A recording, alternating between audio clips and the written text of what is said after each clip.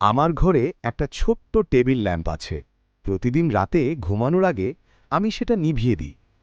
কিন্তু গতকাল রাতে ল্যাম্পটা নিজে থেকেই জ্বলে উঠল। ভাবলাম হয়তো সুইচটা ঠিকমতো বন্ধ হয়নি। আমি উঠে গিয়ে নিভিয়ে দিলাম। শোয়ার 10 সেকেন্ড পর ল্যাম্পটা আবার জ্বলে উঠল। এবার আমি ভয় পেয়ে হাতটা বাড়াতেই দেখলাম সুইচটা কেউ চেপে দিয়েছে। হাতটা থেমে গেল, কারণ ওই জায়গায় আমার ছাড়া আর কেউ থাকার কথা না।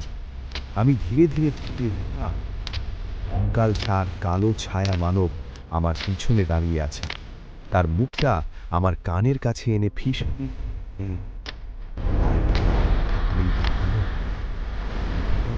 আমি তোমাকে আরো কাছে থেকে দেখি।